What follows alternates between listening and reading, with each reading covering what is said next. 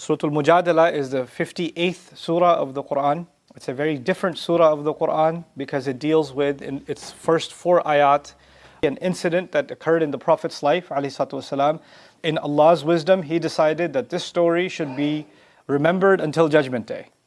And these 4 ayat are dedicated to this one conversation that the Prophet ﷺ had with a woman who's otherwise not very famous at all. She had a problem with her husband and she wanted to discuss this problem with the Prophet ﷺ. And I'll explain some of that to you in the course of this khutbah. But because of this conversation, and she was complaining about something, and the Prophet ﷺ did not have an answer for her question, Allah had not revealed an answer to him yet, she complained, instead of complaining to the Prophet ﷺ after arguing with him, she complained to Allah. And Allah revealed Quran because of her. And years later, after the Prophet ﷺ had passed away, one time, Umar bin al-Khattab radiallahu anhu, who was the head of state, you can think of it in today's terms, he was the president. And he was traveling with an entourage, with a security detail. Nowadays, you know how sometimes when the president travels, they have a motorcade, and they have a security detail, and they've got important personnel with them in multiple cars, and there's like a train of cars going through. And they have, of course, a short deadline, they have to get somewhere. So Umar bin al-Khattab was meeting with a bunch of delegates from different parts, in Quraysh, etc., and she happened to be passing down the street. Years later, this is after the Prophet ﷺ passed away. And she was passing down the street and she said, Ya Umar. She just called him, Umar. And Umar radiallahu anhu stopped the caravan, stopped the entourage, and the official government trip. He got off his horse, he went down and he started talking to her. And she starts yelling at him. And she says to him, I knew you when they used to call you Umair.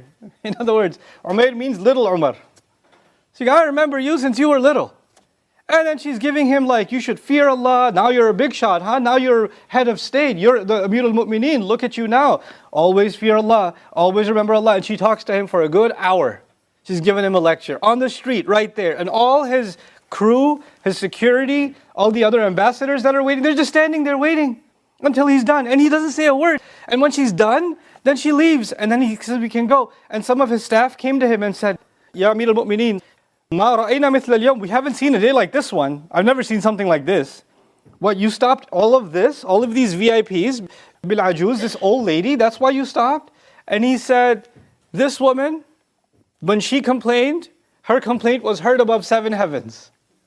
And Allah revealed Quran for this woman. If she talked to me all night, I would have been standing here. If she kept me the next day, I would have been standing here. The only time I would have left is if she gave me the excuse to go pray.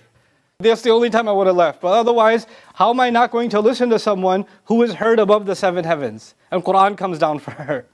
Her name was Khawla, radiallahu anha. She had this honor of her memory being part of the Quran that we recite. Just kind of give you an appreciation of how the people before us used to appreciate this wonderful woman.